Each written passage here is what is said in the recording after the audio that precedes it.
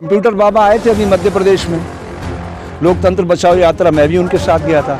उनका सारा आश्रम खदेड़ दिया। पिछले 6.5 साल का उनका कार्यकाल देख रहे हैं, कभी उन्होंने एक कदम पीछे हटाया? तानाशाह आदमी ये जानता है कि एक कदम पीछे हटने का मतलब उसकी मौत सामने खड़ी है। गौतम अडानी और नरेंद्र अमित शाह कंपनी से देश अब मुक्त होने वाला है, सारे सिस्टम में फेल हो चुका है। मैं तो लंबे समय से इसको व्यक्तिगत रूप से जानता हूँ, क्रिमिनल माइंड आदमी है। गुजरात से भी भागेगा, दिल्ली तो छोड़ो, ये तो गुजरात से भी भागने वाला है। देखिए इसके जितने साथी हैं, बहुत लोग सारा भारत छोड़ के भाग चुके हैं एनपीए करा के। मैं देश की जनता को डरा नहीं रहा हूँ, जगा रहा हूँ। है ਤੁਹਾਨੂੰ मैं जगा रहा। अगर तुसी सारे रल मिल के अपने अंदोलन ਨੂੰ ताकतवर बनाते हो, उस रेखा ਨੂੰ छुए बिना लंबी रेखा खड़ी कर देंगे हो और सरकार घुटना दे बना। भारत की आत्मा गांव में निवास करती है। 6,32,000 गांव है भारत में। दुनिया की सारी वस्तुओं की कीमत बेचने वाले तय करते हैं, किसान की फसल की कीमत खरीदने वाला तय करता है।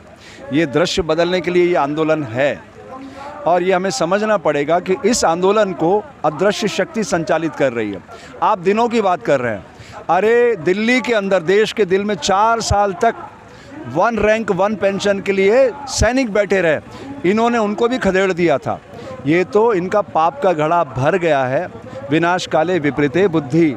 अब इस पूरे मूवमेंट को अदृश्य शक्ति संचालित कर रही है और देश का जन जन इस भारत माता के झंडे के नीचे आके खड़ा होगा और देश 1947 की तरह दोबारा से आज़ाद होगा।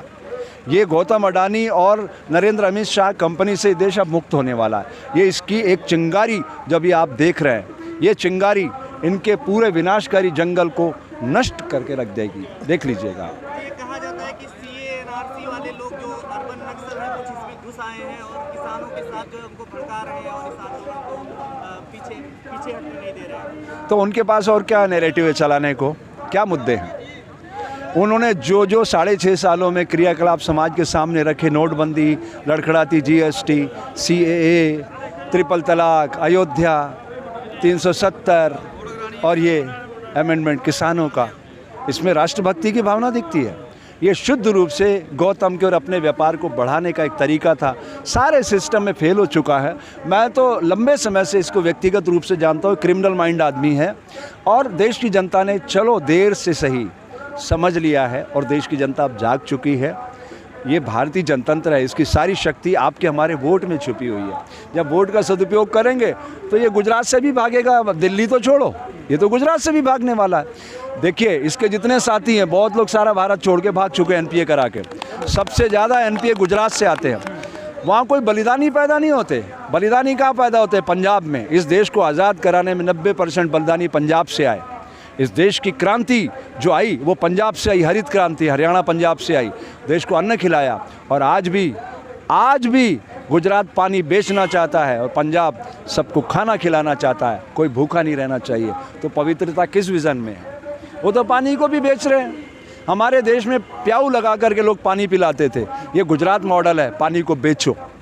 वहाँ शिक्षा के मंदिरों को प्राइवेट लोगों को दिया जा रहा है, उनसे नहीं चल रहे हैं। जहाँ से राष्ट्र का निर्माण होता है वो प्राइवेट लोगों को दिया जा रहा है। और ये पंजाब की धरती से लोग आए हैं, अभी आप देख रहे हैं इस आंदोलन में उनका भाव सेवा का। वहाँ शौर्य है, पराक्रम है, वीरता है, साहस है और सेवा है। जहाँ इतनी चीज़ें हैं वहाँ कौन इनको परास्त कर सकेगा? सारा देश इस झंडे के नीचे आएगा और इन सब गैर जिम्मेदार लोगों को सिस्टम से बाहर कर देगा। ਕੀ ਲੱਗਦਾ ਹੈ ਕਿ ਇਹ ਸੰਘਰਸ਼ ਜਿਹੜਾ ਹਜੇ ਤੱਕ, ਕਿਉਂਕਿ ਬੇਸਿੱਟਾ ਨਿਕਲੀਆਂ ਨੇ ਮੀਟਿੰਗਾਂ, ਕੀ ਲੱਗਦਾ ਕਿ ਸੰਘਰਸ਼ ਇਹ ਕਿੰਨਾ ਹੋਰ ਅੱਗੇ ਚੱਲੇਗਾ? अरे अभी तो शुरू हुआ है, अभी से घबरा रहे हो क्या आप किससे लड़ रहे हो? जिसके पास 303 सीट है उसका अहंकार तो आसमान पे है, आपके पास क्या है? अरे आप पूरे देश को खड़ा कर दो। आप कानून बदल दोगे क्या? कानून कौन बदलेगा? लोकसभा राज्यसभा में जब उनके बहुमत से, ध्वनि मत से पारित होगा तो बदलाव होगा। जैसे वो लाए हैं, वो तो दादागिरी से लाए हैं, लेकिन उनके पास बहुमत है ना। बहुमत किसने दिया? किसने दिया बहुमत? ਤੁਸੀਂ ਅਸੀਂ ਵੋਟ ਦਿੱਤੇ ਨਾ, ਉਹਨੇ ਭਾਵੁਕ ਬਣਾ ਕੇ ਸਾਨੂੰ ਧੋਖਾ ਦੇ ਕੇ ਲੈ ਗਿਆ ਵੋਟ। ਤਾਂ ਹੁਣ ਇਹ ਤਾਂ 2024 ਚੁਣਾਵ ਹੋਣੇ ਨੇ ਲੋਕ ਸਭਾ ਦੇ, ਉਸ ਤੋਂ ਪਹਿਲੇ ਤੁਸੀਂ ਕੀ ਕਰੀਏ। लेकिन मैं देश की जनता को डरा नहीं रहा हूँ, जगा रहा हूँ। ਇਹ ਤੁਹਾਨੂੰ मैं जगा रहा। अगर ਤੁਸੀਂ ਸਾਰੇ रल मिल के अपने आंदोलन ਨੂੰ ताकतवर बनाते हो, उस रेखा ਨੂੰ छुए बिना लंबी रेखा खड़ी कर देंगे हो और सरकार घुटना दे बल आ जाएगी। लिख लो तुसी। लेकिन स्वामी जी वो सभा करने की बात कर रहे हैं, कह रहे हैं हम समझाएंगे लोगों को और लोगों के बीच जाकर के, ताकि लोग समझें इस किसान कानून के जो असली मतलब है। जो आप पिछले 6.5 साल का उनका कार्यकाल देख रहे हैं, कभी उन्होंने एक कदम पीछे हटाया? तानाशाह आदमी ये जानता है कि एक कदम पीछे हटने का मतलब उसकी मौत सामने खड़ी है। आप समझिएगा बात। जब उन्होंने सैनिकों को नहीं टिकने दिया, किसानों को, ये तो देखिए मैं क्या बोल रहा हूँ, ये लड़ाई किसानों की नहीं है, ये अदृश्य शक्ति इस किसान आंदोलन को खड़ा कर रही है, क्योंकि उनका पाप का घड़ा भर चुका है। विनाश काले विपरीते बुद्धि, उनको ये समझ नहीं आ रहा है कि हम इनको कैसे दबाएं, इसलिए वो अलग अलग नैरेटिव मीडिया के थ्रू चलवा रहे हैं। जो नेशनल मीडिया है, जो उनका पालतू तोता है पिंजरे का, वो उन्हीं का नैरेटिव चला रहा है। इस आंदोलन को वो खलिस्तानी, आतंकवादी, पाकिस्तानी वगैरह वगैरह, उनके पास ऑप्शन क्या है? आप बताइए क्या मुद्दे उनके पास कहने को? जब सारे देश का किसान एकजुट हो गया है, अब क्या मुद्दा उनके पास कहने को? आप एक बार बताइए, किसानों के लिए बिल लाए हैं ना वो, किसानों का जीवन बदलना चाहते हैं। किसी किसान संगठन से पूछा? एक पिट्ठू संगठन है उनका, भारतीय किसान संघ, जिसको भी दबाव में लेकर के उन्होंने बयान जारी करवाया। उनकी भावना नहीं है, क्या करें, वो मजबूर है, क्योंकि हमारी जो जनतांत्रिक व्यवस्था है उसमें सबसे ताकतवर पोस्ट प्रधानमंत्री का है। जब ये पोस्ट बनाया गया था तब इंच मात्र लोग सत्य बोलते थे, झूठ बोलने से डरते थे। अब ये तो हमारा पंत प्रधान ही फर्राटेदार झूठ बोलता है। अब उसमें से सच आपको पकड़ना पड़ेगा। और मैं नेशनल मीडिया से कोई अपेक्षा नहीं करता हूँ, लेकिन आप जो यूट्यूब मीडिया है ना, सोशल मीडिया, आप लोगों से अपेक्षा करता हूँ कि उनकी गलतियों के सामने आप अपना पक्ष दिखाओ। उनको मत छुओ, आप उनको कहने दो। अरे आपका टीआरपी बढ़ने वाला है, देश की जनता सच सुनना चाहती है, वो अपने आप ही सिस्टम से बाहर हो जाएंगे। तो आप क्यों टेंशन पाल रहे हो? आपको तो खुश होना चाहिए कि आपको मौका मिल रहा है आगे बढ़ने का। आप तो उनका स्वागत करिए और उनको प्रोत्साहित करिए कि हाँ, आप यही नैरेटिव चलाओ जो आप चला रहे हो, अपने आप सिस्टम से बाहर हो जाएंगे। विपरीत परिस्थितियों में ही आप अपनी ऊर्जा का प्रदर्शन कर सकते हैं। एक जो ताकतवर नाविक होता है वो विपरीत परिस्थितियों में अपनी नौका को चलाता है। जब परिस्थितियाँ बहुत ज़्यादा ऐसी आ जाती हैं विकट, तो इंसान फिर जीने और मरने की स्थिति में जब पहुंच जाता है तब अपने अंदर की शक्ति को पहचानता है। तो ये मैं आप सबके भाग्य को बधाई देता हूं। चाहे नरेंद्र ने मानसिक बीमारी के कारण ये परिस्थितियां निर्मित की हो, लेकिन अब इस देश का जन जन एक नई ऊर्जा से स्पंदित होगा, अपने वोट की कीमत भी समझेगा और भारत को बनाने में जिम्मेदार भूमिका में भी आएगा। इसलिए मैं आप सबके भाग्य को बधाई देता हूं। विकृतियां जब चरम पे होती तो बदलाव की बयार आती है। आप झंडा एवरेस्ट पे जाके गाड़ सकते हो, बीच में नहीं दिखेगा। जब लोहा आग में तपता तो फौलाद बनता है, सोना शीशे में जलता तो शुद्धता को प्राप्त होता है, जल 100 डिग्री पर तपता तो भाप के रूप में तब्दील होता है। समझ रहे हैं? ये मैंने सूर्य की किरणों को अपने शरीर पे धारण कर रखा है। ये सूर्य जन्म और मृत्यु का संदेश देता है। ये कहता है कुछ समय के लिए हमें मानव जीवन मिला है, आओ इस प्रकृति की बगिया को गुलजार करते हैं। ये संदेश हमें सूर्य देता है, प्रकाशित करता है। उसके सामने अंधेरा कभी टिका है न टिक सकता है। तो ये अंधेरे रूपी ये दैत्य, ये नर पिशाच नरेंद्र जैसे कितने आएंगे और समय के प्रवाह में बह जाएंगे। वो अचल ग्रह हमेशा जगत को प्रकाशित करता रहेगा। यही इस रंग का संदेश है समाज को।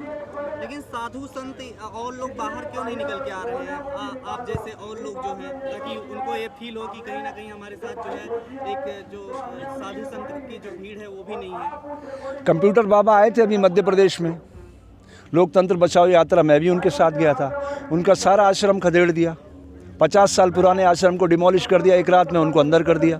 कई दिनों तक जेल में रहे, इंदौर जेल में वो। तो ये डर और आतंक का माहौल बना रहे हैं। ये सत्ता के बल पर ये दुरुपयोग कर रहे हैं ना शक्ति का। बात ये है 20 साल में अगर मेरे यहाँ एक खिड़की खुली हुई है, उसको भी इजमेंट्री राइट प्राप्त हो जाता है। वो खिड़की आप बंद नहीं करवा सकते एज पर रूल, कानून के हिसाब से। 50 साल पुराना आश्रम, अनगिनत जनप्रतिनिधियों का पैसा लगा हुआ, वो मध्य प्रदेश सरकार में मंत्री था, बावजूद उसका आश्रम डिमोलिश कर दिया। 151 में जमानत नहीं हो रही थी उस आदमी की कई दिनों तक। उधर अर्नब को उसमें 306 में जो आत्महत्या के लिए उकसाने में आरोपी है, 24 घंटे में सुप्रीम कोर्ट ने जमानत दे दी उसको, और ये कहा कि आप जमानत का वो पैसा बीमा भर दो आप जेल के अंदर।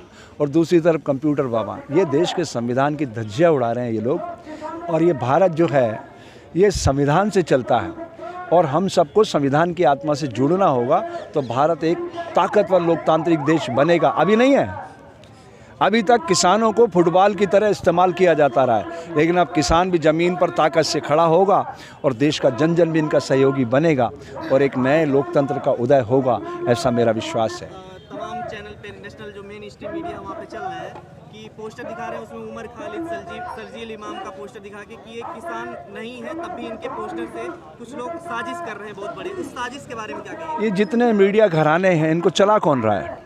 आप उसको मत देखो, उस गरीब बच्चे को सुधीर क्या बोल रहा है, डीएनए का एक प्रोग्राम चलाता है, वो क्या बोल रहा है, उसको तनख्वाह कौन दे रहा है?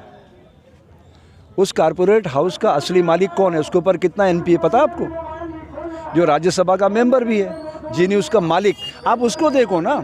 आज मुझे आप खाना खिला रहे हो तो मुझे आप अल्लाह अकबर कराओगे, अवर फादर कराओगे, वाहे गुरु कराओगे तो मेरे को करना पड़ेगा ना। मेरी जीविका आप चला रहे हो तो मैं किसके गीत गाऊंगा? आप बताइए। सिंपल सी बात है साहब। आप उस मीडिया के बारे में, वो कारपोरेट मीडिया है, वो सब धंधे वाले लोग हैं, उनके धंधे सारे ख़त्म कर देगा वो एक दिन में। एक दिन भी नहीं लगाएगा, दूसरे दिन सारा खेल ख़त्म, तंबू उखाड़ देगा उनके। सिस्टम की ताकत का वो आदमी दुरुपयोग कर रहा है। वो मनमोहन सिंह जी थोड़ी है कि देखेगा इसमें देश का नुकसान नहीं होना चाहिए, सोचेगा 10 बार। ये तो शूट टू किल, खून का बदला खून, उसके दिमाग में खूनी वायरस है। ये तो ऊपर वाले ने लाज रख ली दिल्ली में, नहीं तो गुजरात की तरह खून बहाता। ये जो शाहीन बाग वाला मैटर था, नदियाँ बहा देता खून की है। इसने तो पूरा पुलिस को ओपन कर दिया था। अमूल्य पटनायक ऐसे हाथ बांध के खड़ा था, जो सीपी था दिल्ली का। क्या ये ड्यूटी होती है पुलिस वाले की? एक आईपीएस बनता 15 लाख बच्चों में से, उसको कोई नरेंद्र मोदी ने आईपीएस बनाया था। लेकिन चूंकि इनकी पोस्टिंग गृह मंत्रालय करता है, आप समझिएगा, सारी ताकत गृह मंत्रालय के हाथ में है। वो उनको वहाँ लगा सकते जहाँ मर्जी आए।